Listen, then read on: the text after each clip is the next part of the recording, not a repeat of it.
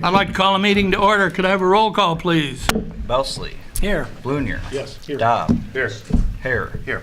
Herman. Here. Kaufman. Here. Rainson. Here. We have a quorum. Great. Pledge allegiance. I pledge allegiance to the flag of the United States of America and to the republic for which it stands, one nation, under God, indivisible, with liberty and justice for all. Someday I'm going to miss that. Thank you. We have no public hearings today, neither do we have any special reports. Is there anyone in the audience that would like to make a comment? Please come to the microphone, identify yourself, and give us your name and address. Bill Welk, 1800 Morton, Illinois. Morton has great people. The prior accusations by a board member that my facts cannot be substantiated is a complete lie. All facts come from your public records I paid for.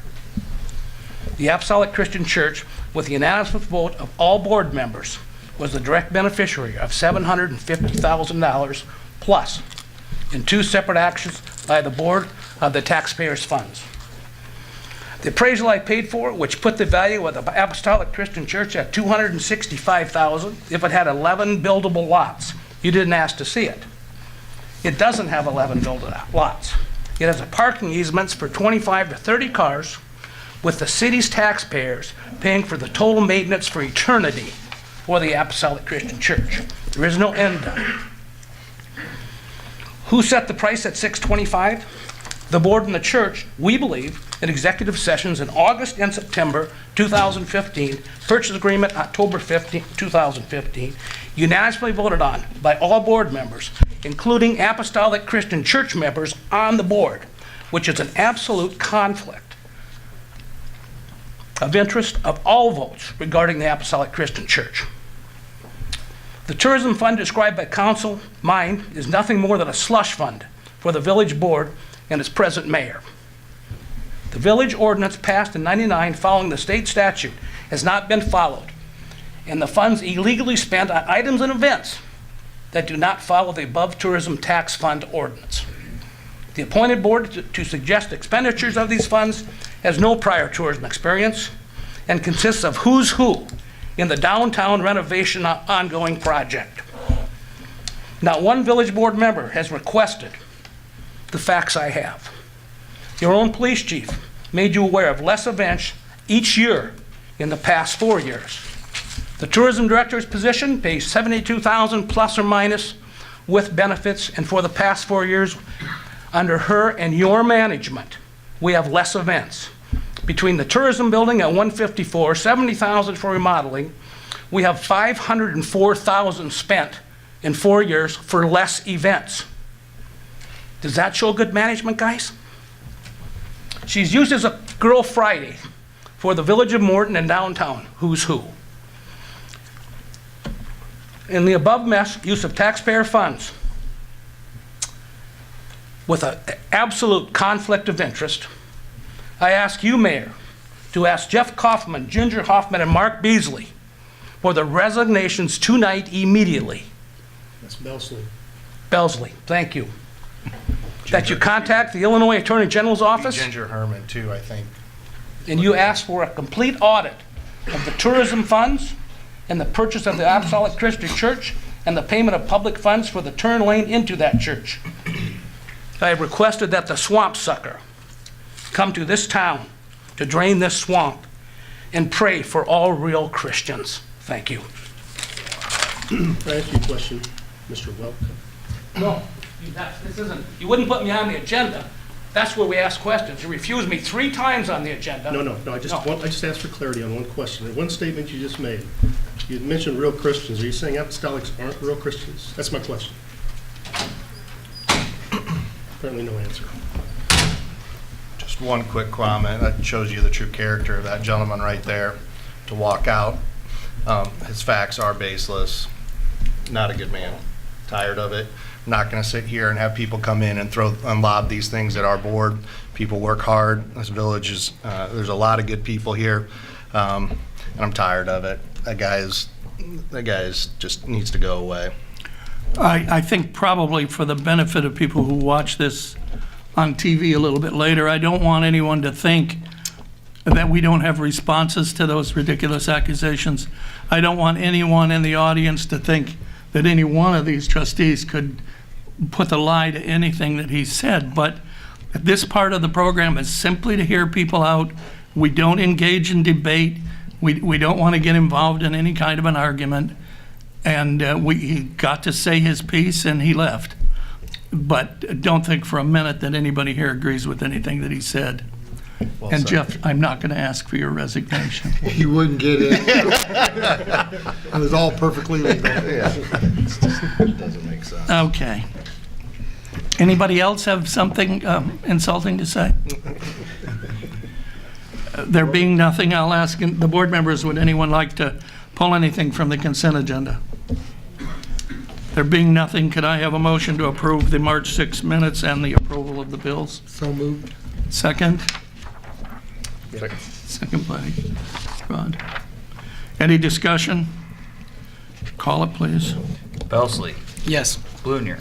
Yes. Dobb. Yes. Hare. Yes. Herman. Yes. Kaufman. Yes. I had a couple of things I'm sort of trying to clean up before I go. Well, one of the things I wanted to talk about was the Metropolitan Planning Organization. Some time ago, the Illinois Department of Transportation established 16 different metropolitan planning organizations to cover the state of Illinois. Morton is in what's called, and this is a long one, the Peoria-Pekin Urbanized Area Transportation Study Metropolitan Planning Organization. If you want to find other ones around us, you have to go to the Quad Cities up north. You'd have to go down to Springfield in the south, and there's another one in Bloomington, and they handle all the planning for everything east of here. The purpose of these MPOs is to decide where any money that becomes available from the Federal Highway Commission and the Federal Highway Department and the Illinois Department of Transportation, when money becomes available for distribution, this group decides what's going to be done with the money. I'm the chairman of the Metropolitan Planning Organization, and interestingly enough, Craig Loudermilk is the chairman of the Technical Advisory Committee, which tells my group what we should do.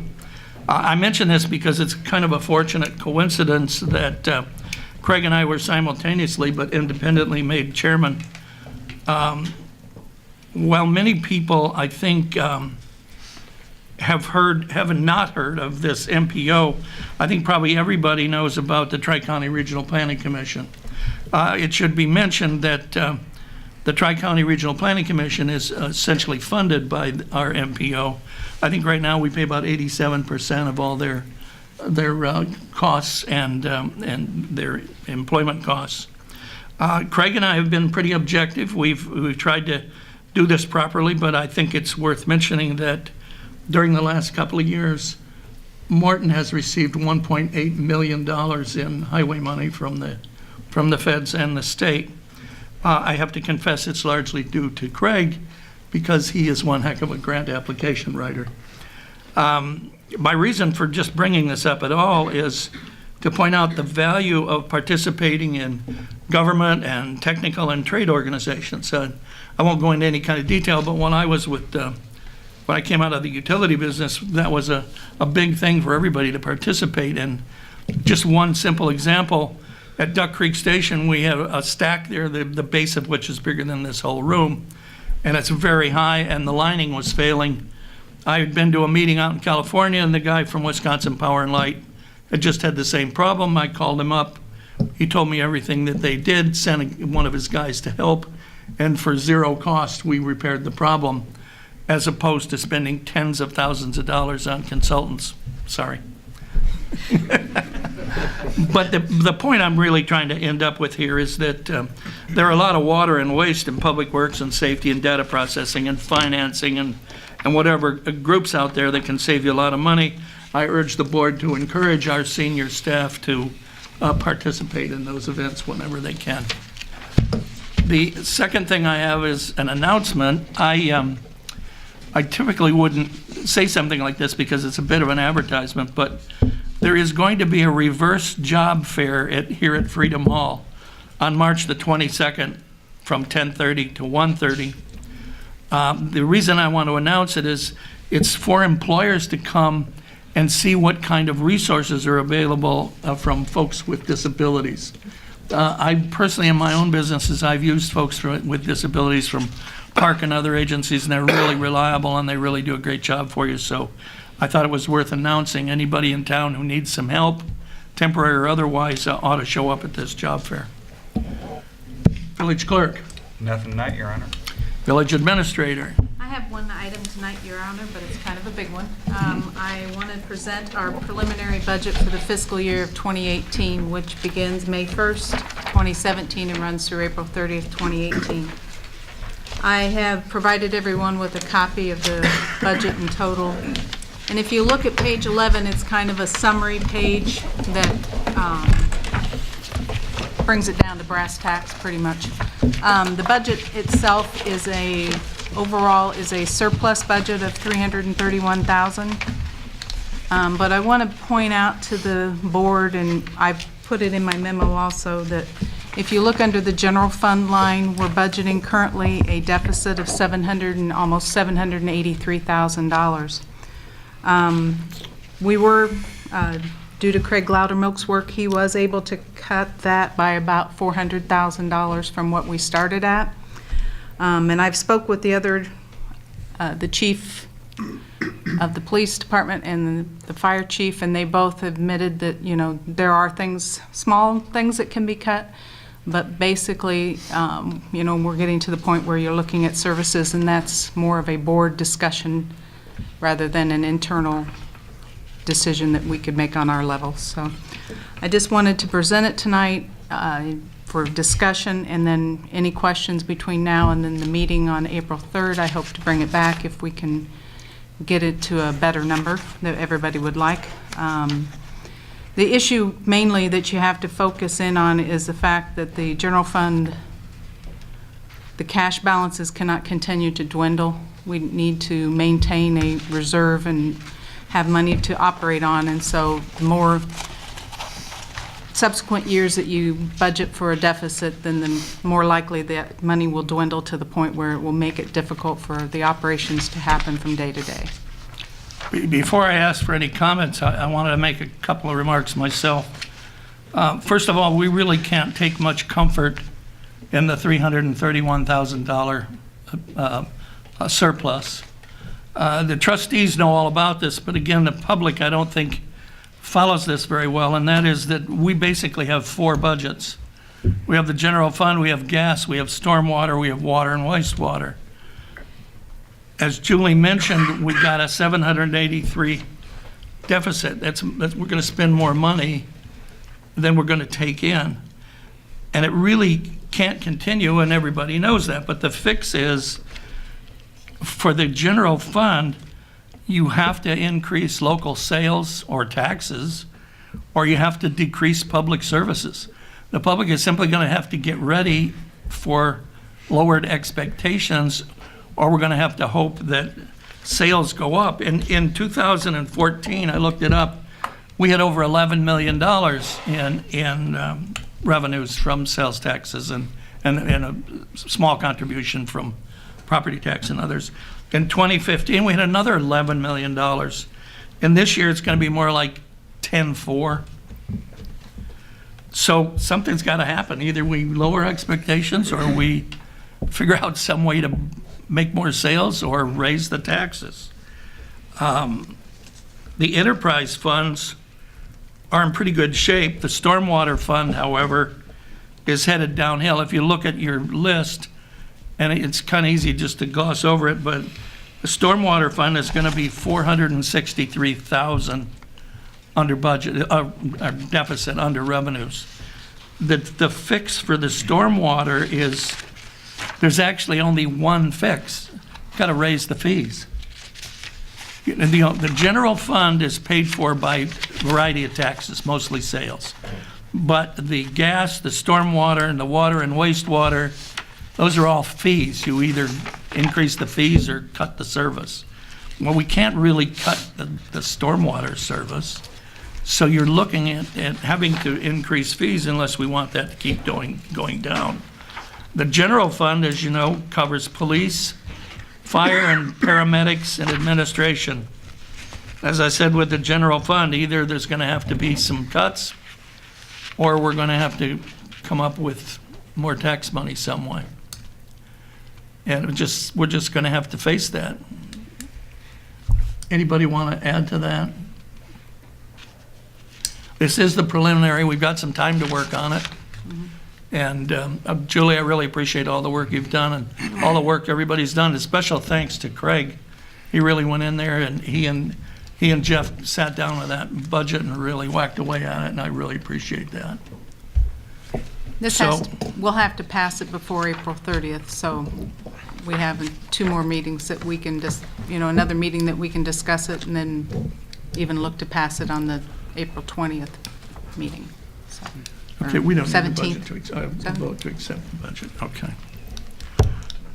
Chief of Police. Oh, I'm sorry, Tom, did you have a question? I have 2 questions, or basically the same question about 2 things. I see we're projecting that both property taxes and sales tax will be less in the coming year than they were, if I read this right. Right. I find that a little hard because now the construction's done and we got the new farming fleet and everything. Wasn't it all projected it was going to increase? Yeah. And property taxes, the value's not going down. The economy's getting better. The Fed's raising their interest rate. Well, So why are we looking at a lower number than we need to on revenue? no, I've tried to analyze those as best as possible. The property taxes, part of the reason why you see a decrease is in the prior year for the tax levy, I was able to increase it because we had some surplus funds in other funds that we levy for. So I was able to increase the general fund levy, but those funds don't last forever, so I had to Okay. reduce the levy this year. Sales tax, this number, I've wrestled with it. It's based on an average of what we've received so far this year.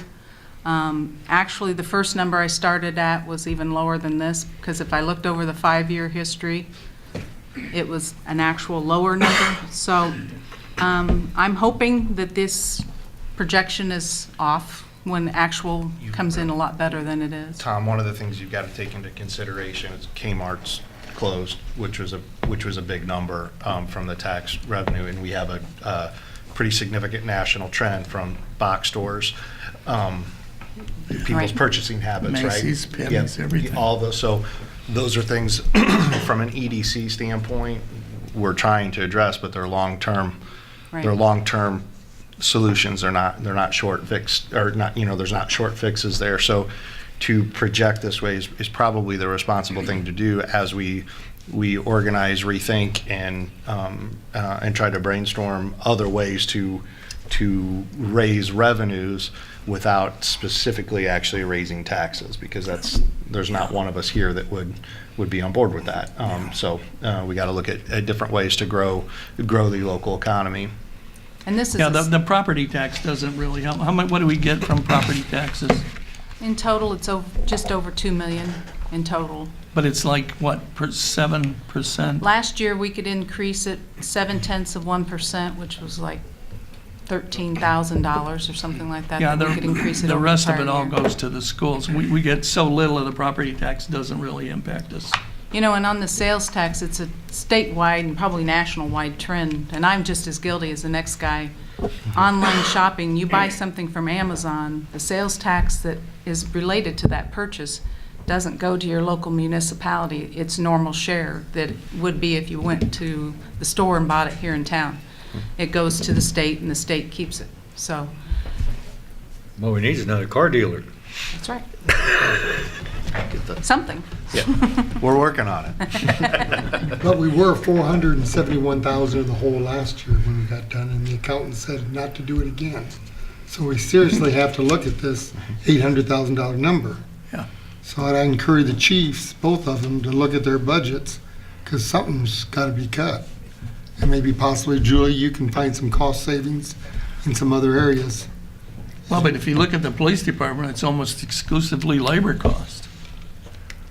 And paramedics is all labor. You know, we bought a couple of vehicles and, anyway, any other comments? There being none, I'll move to the chief of police.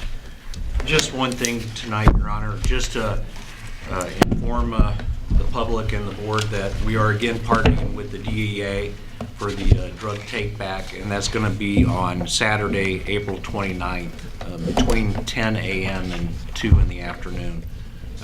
And drop-off site will be in our lobby at the police station. We'll have that on TV. Yes, and we will be, as it gets a little bit closer, we'll be posting it on our Facebook page too.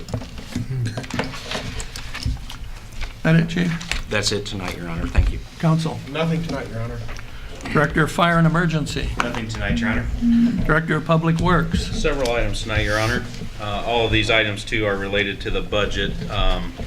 As some of you know, I'm always anxious to get out of the gate, May 1st, to get going on projects. So this is the time I'd like to at least get your approval on some of these things so that we can move forward. Obviously, the final approval of a majority of them would come up, when the bids come in. But before I get to that, I wanted to add one item that's not on here. That's a part of the budget. I know we're going to discuss this in a couple weeks, but one item, and Mr. Burton's here tonight too, I just wanted to bring up, we've been working on our upgrades at the water treatment plant. And one of the items that's come out of that we're working on is we've spent nearly $1 million to upgrade the treatment process out there. But as a result, there's kind of a domino effect on some things. But one item in particular that's in here, it's actually labeled under the water treatment under capital expenditures in the $900,000 range, is for a new scrubber system and building upgrades at all the treatment plants.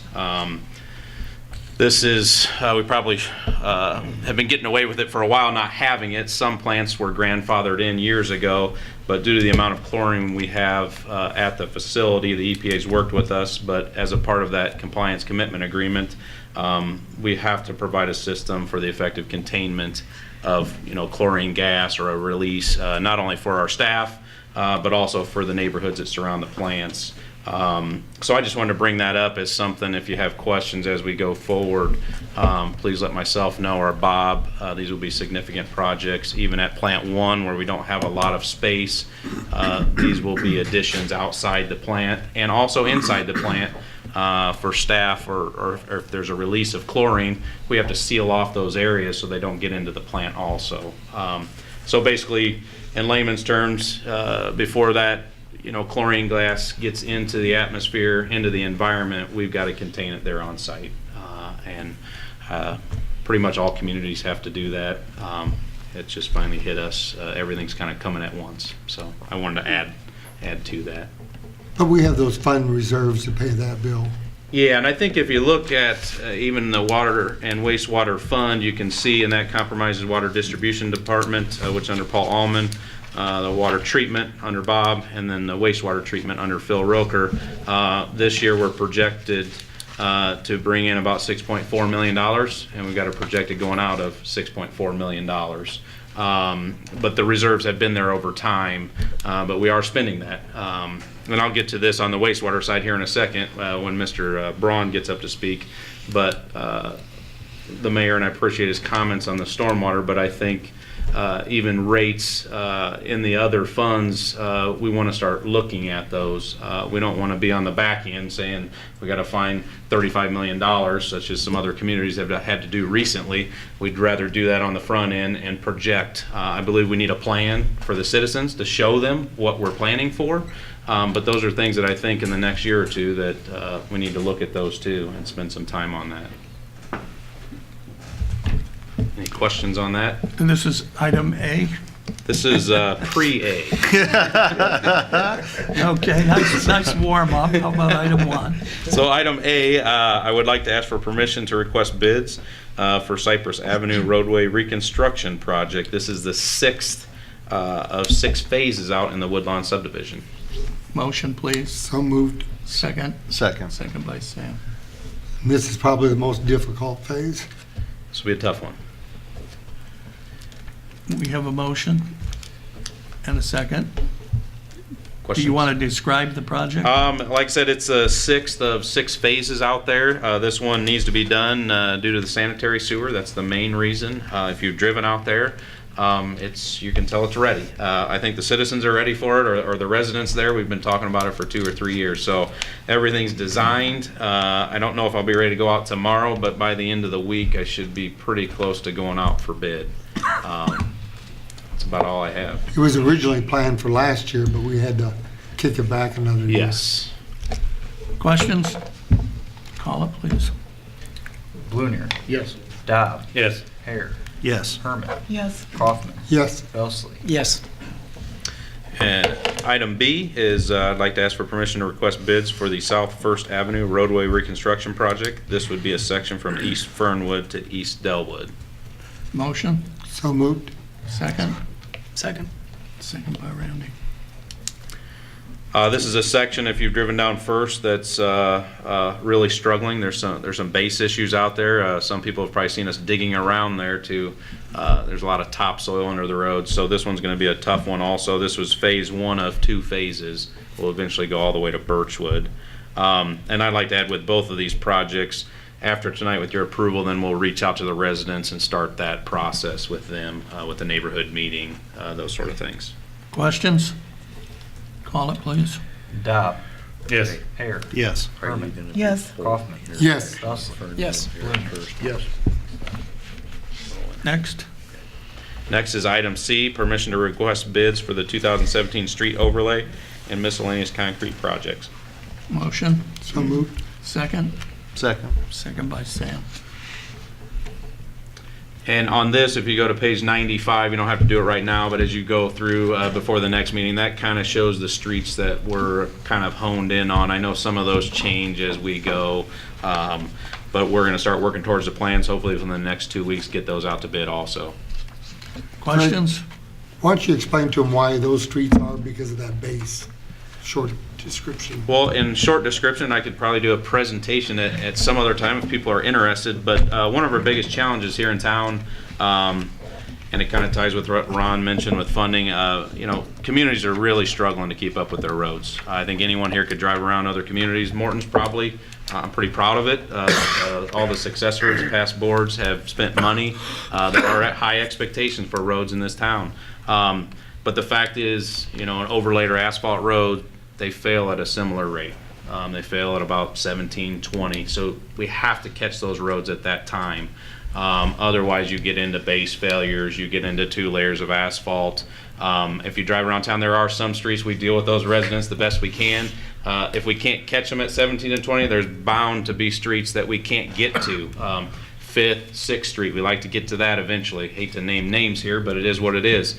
If you drive down those streets, they're kind of past. Meaning whether I do them now or if I Band-Aid it for a few years, eventually we got to get to those. So these right here that we have listed are ones that we want to catch now so that we can catch with 1.5 inches or 2 inches of surface and not have to get into that base failure where we're replacing 3-4 inches of asphalt on the top. Hopefully in a pretty short, but we have to catch some of them before it hits that base. and this is a challenge of every community. You mentioned the stormwater fund. We use that. It's an enterprise fund. We use that for stormwater. We are very creative. We use that for curb and gutter. At the end of the day, we've really used that. It subsidizes the general fund. We spend less from the general fund for our streets because these other utilities. On Cypress, the wastewater fund will spend approximately $200,000 of that because of the sewer to replace it. So all communities are struggling with this. We could go on and on with the state. The gas tax hasn't been looked at since 1993. We are not funding our roads in this state and in this country. It just is what it is. So we got to be very creative at a local level to catch them in time. And The Secretary of Transportation has told me that he will have about half what he needs just to maintain the roads and bridges in Illinois. Yeah, it's an ugly situation. I've talked to some people at IDOT that have put in 40 years that say, Craig, when I started 40 years ago, there were gravel U.S. highways in this state. They're going back to gravel highways. He said, I will see them before I'm done. And that's after 40 years. There's not money to repair everything. And that's one reason we took First Street and divided it up in 2 years. We'll get half of it done because it's too much money. But the second phase, Craig may have to patch a couple of spots. It is what it is. We just can't tear the whole street up and pay those bills. So we're gonna do it in half, and the other half, we may have to spend a few bucks to patch it till we can get to it next year. We don't really have a choice. And you've said it perfect, Mr. Mayor, expectations. That's something I've always cry out to Jeff. Me and Jeff argue a lot on, A1, all sorts of different applications. At the end of the day, I'm taking on from Mr. Rate in the past. I kind of, from living in this town, know what the expectations are, but I think those are things that need to be addressed as we go forward. What are those expectations? Yeah, I think, the MPO that I described, we deal with money from the state and the feds for new construction. But I actually have mayors coming to me, and I certainly won't mention the cities, saying, is there any way that I can have a grant to patch? I can't afford to build anything new. I can't even fix what I've got. So we're actually looking at, can we alter the grant process just to provide money for maintenance? So you've got Morton is ahead, but we don't want to fall behind, and that's why I made the remarks about the budget. And this is the first year through the MPO, actually, right now, that we are discussing that, like you said, first year historically that we actually are putting in for some overlay projects. I believe it's 20% of the allotment. I give a presentation to PUATS next month on a section of Detroit for an overlay. Usually the MPO is for system expansion. So all those people in the room are saying, how much more can we expand the system when we can't take care of the roads we have? So Just that's so kind of the people know, cry from everybody. PUATS is the Metropolitan Planning Organization. Yes. We don't want to say that whole word, so we just say PUATS. We really wish we had a different word we could use, but that we'll have to do. Could I have a vote on this project, please? Hare, Yes. Herman, Yes. Kaufman, Yes. Belsley, Yes. Blunier, Yes. Dobb. Yes. So on to item D. This one I would like to bring up Mr. Tim Braun with McMahon Associates. He's going to give a presentation very quick on a proposal from McMahon for a sanitary sewer and wastewater facility treatment plan. And then the main reason I'm bringing this to you now, I would normally wait a little bit longer, but Phil Roker, who's been the wastewater superintendent for quite some time, is going to retire this summer. So Tim and Phil have worked together for more than a decade. 10 years, yeah. I believe. More than 10 years, yeah. And I think it's the time that with their knowledge to help myself and Todd and the other group there to get we've 38 years or so of experience. We really need to do this now to get as much information out of them as we can as we move forward. With that, I will turn it over to Tim. First off, thanks so much for the opportunity. I really appreciate it. As Craig said, I've been working with Phil for many years now, and one of the projects that the first project we did in Morton, we did in 2008, constructed in 2008, and the purpose of that project was to buy the village 10 years. So that's where we are. We bought 10 years. It actually worked very well. The project has worked great. But we are at a point now where we need to do some real planning activities. If you could go ahead. A little introduction to us first.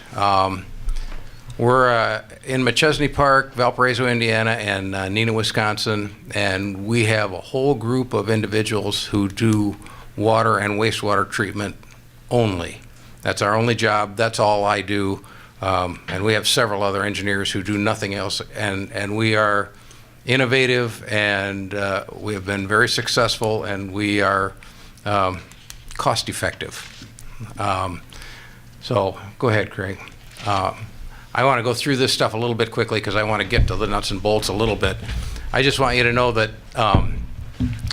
Craig and Phil are going to be the leaders of the team, and it's our job to get the information from them that we need to tailor this planning process for the village. And there are a lot of things that we need to a lot of information that we need to gather and analyze in order to put this plan together. And the purpose of this plan is to give the village a tool to plan for its wastewater needs for the next 20 years.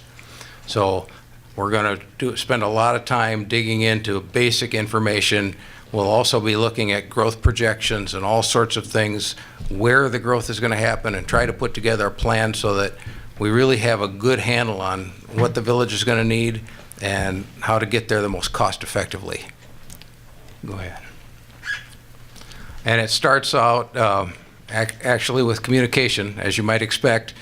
Phil and I have been talking together for a long time, but we have not done a lot of work down at Plant 3. The village has 2 plants that are active right now. Most of our work has been at Plant 2. So we'll spend some time getting ready to take a look at Plant 3 as well. The other thing we're going to do is the technology for treating wastewater has changed dramatically since your plants were built.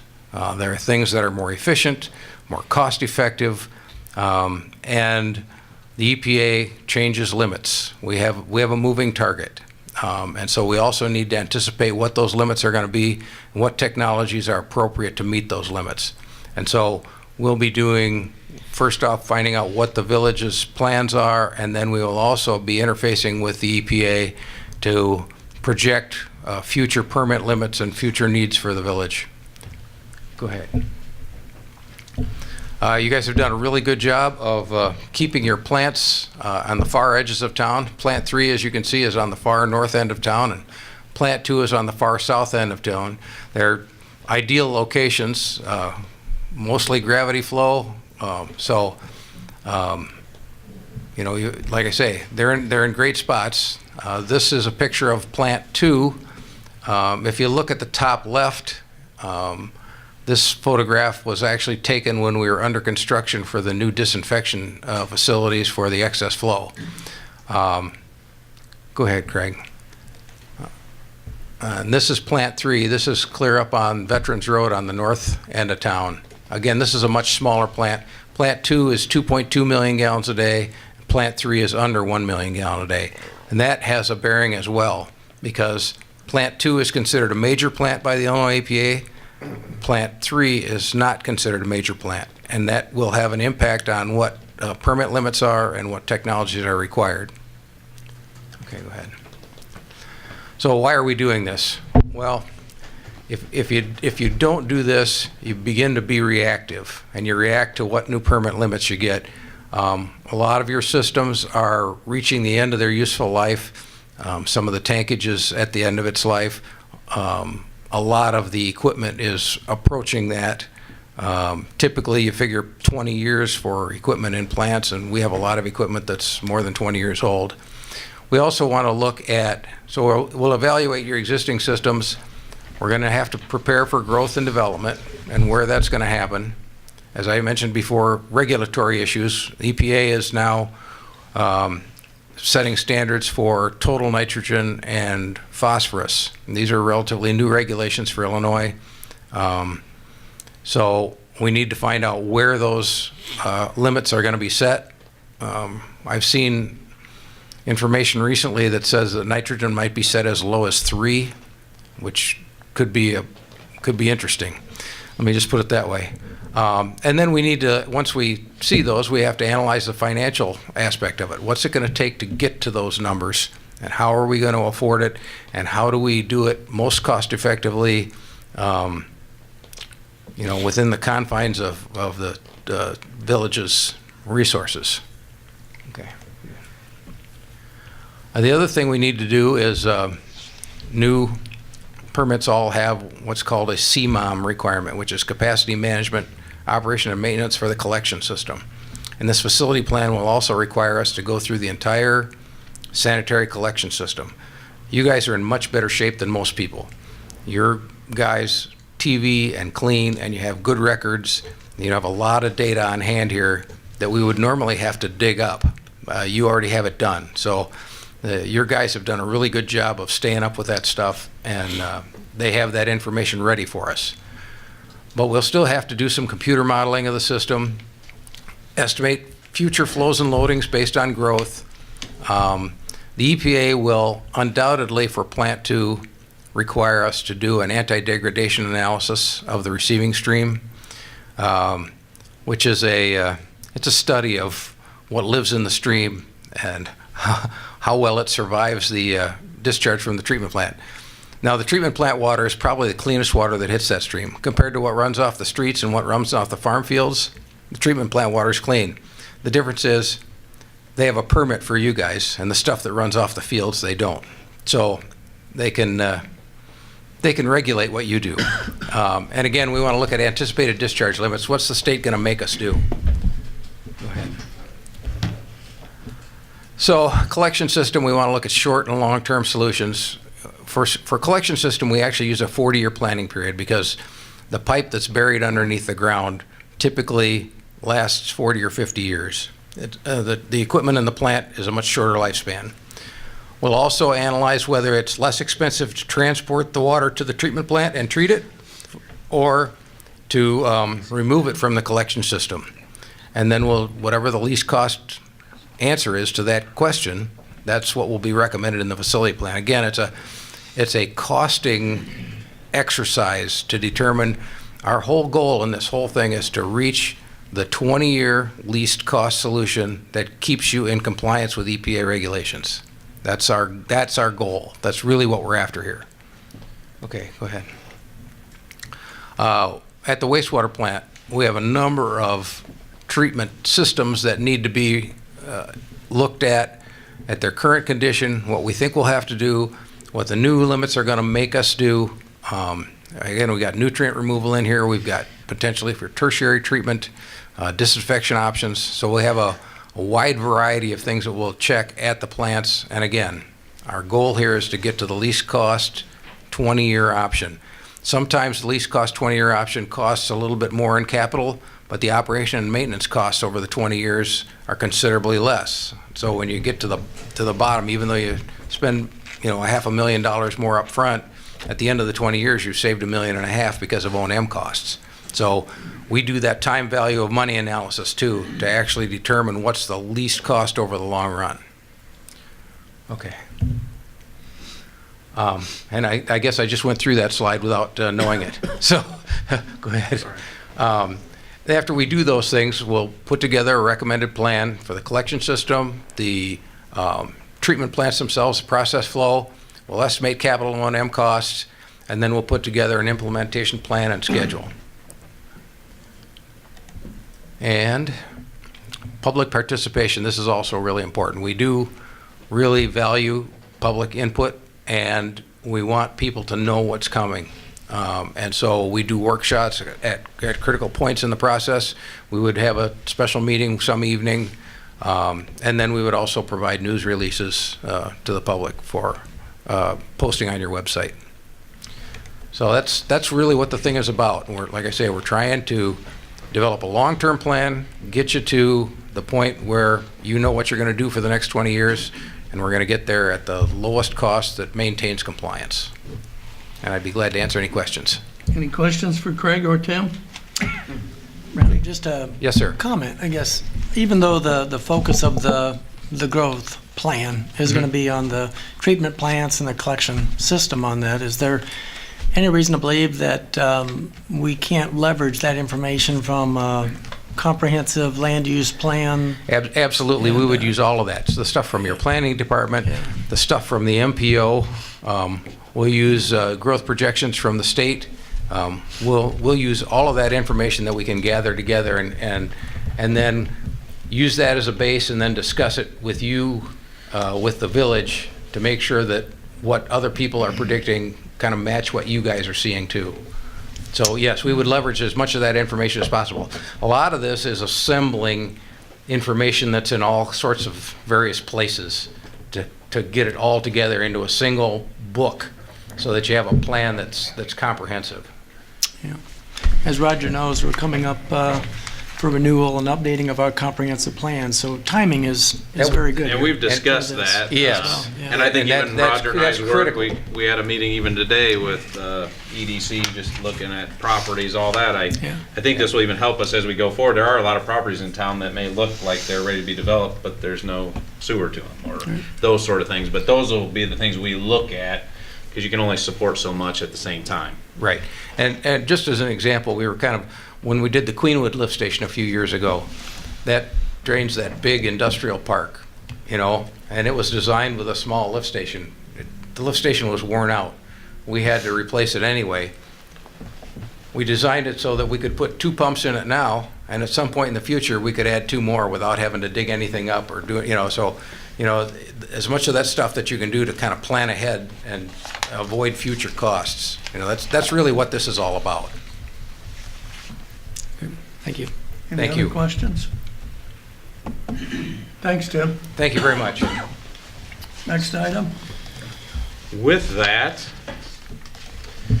I would like to move on to the next, and this would be paid for out of this next FY18 budget, but I'd like to ask for acceptance of proposal from McMahon for a sanitary sewer and wastewater treatment facility plan in the amount of $75,000. So moved. Second. May I make a suggestion? Has this, is this is just a proposal, what about a contract and the terms and? I have the contract. I was thinking I emailed that out. I believe I did, but Have you all seen it and they're I happy will with get it? back, and I think I did.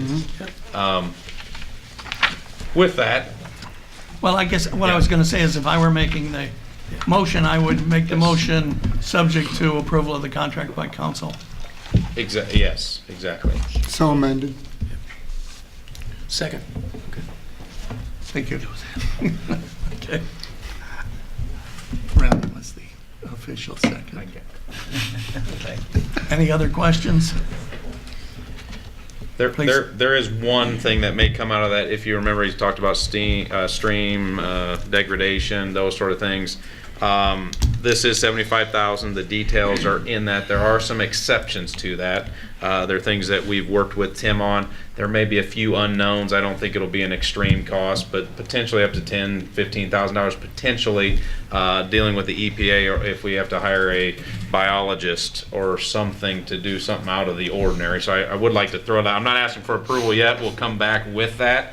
But anytime you do a plan like this, obviously we're not asking Tim to work for free for months and months. He'll communicate as we go through this, but there may be times where you have to come back and maybe add a few things to it. And if I'm sorry to interrupt, for example, we did one for the city of Sycamore, and we were required to hire a biologist and check for endangered mussels and minnow species and stuff like that in the creek. It was about $7,500, but you know, we had to hire a biologist, and they had to do a stream survey upstream and downstream from where the plant discharges were. So, you know, when the EPA asks you to do that, you really don't have much of a choice. What, I know those things come up, but I'm just curious about what's included for 75. I provided a full scope for, there's about 13 pages of Randy's scope got it here. details. I emailed it out to everyone, Okay. looking for some comments. So if you still have comments after, we won't have the contract done for here for a little bit. And we work with Tim. It's not like we can't proceed, you know, before the contract. But if you guys in the next week or two, if you would look at that, if you've got questions, comments, please let me know. Any other questions or comments? Call it, please. Herman. Yes. Kaufman. Yes. Belson. Yes. Blunier. Yes. Dobb. Yes. Harry. Yes. Anything else? That's all I have tonight, Your Honor. Planning and zoning. One item tonight, Your Honor. We have a property located at 25775 Harding Road. This property was annexed to Morton in the last 8 years. I'm not exactly sure when Cortland went through, but that's when that property was annexed. At the time prior to that, it was in the county, so he met the county's guidelines. Well, the property owner has approached the Village of Morton. He'd like to add on to his existing building there, creating a couple of problems. One, he needs a variance from the Zoning Board of Appeals because he does not meet our setbacks where he did meet the county setbacks. And the issue that's before you tonight is, if you look at the drawing that I presented to you, the north elevation of his building, which actually fronts Harding when it makes a 90-degree turn up to the north, does not have any masonry on it. The existing building has none. So he's going to put another 90-foot by 45-foot addition onto that building. And I don't know, we're asking for that waiver because the existing building, basically what you see on that elevation is doors, whether it be overhead doors or man doors. And it would look just like what's existing there now. There could be something in front of this in the future because there's, I don't know, several hundred feet between that building and the corner up there, which is probably a prime location for something. But so we're before you tonight asking for the waiver on the required masonry. Motion? So moved. Second? Second. Who seconded? Tom seconded. Any more discussion? Please call the vote. Kaufman. Yes. Belsley. Yes. Blunier. Yes. Dodd. Yes. Hare. Yes. Herman. Yes.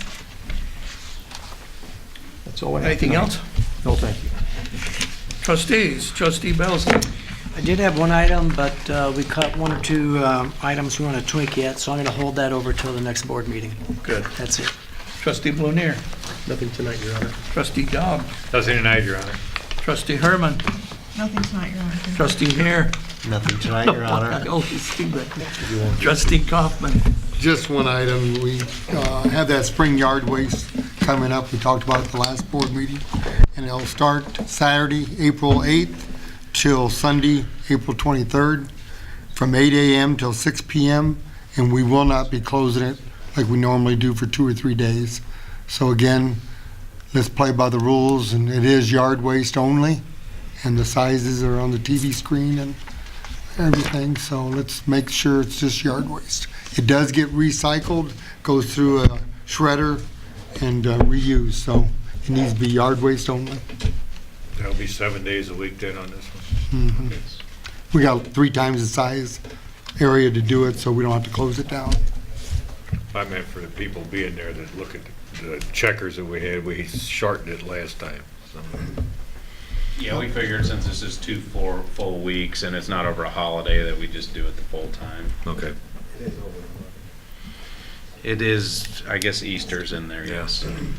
If you count Bah Easter. humbug. Well, we don't know. He shot the Easter morning. Craig might not be a real Christian. I might be working at night. Where's Welk when you need I'll him? be there on Easter. Had to be said, We'll Craig, talk about sorry. it. Okay, I'll just let that Yeah, pass. if you change your mind I on that, retract that you comment. just have to let us know. I'm gonna have an altar call after the meeting.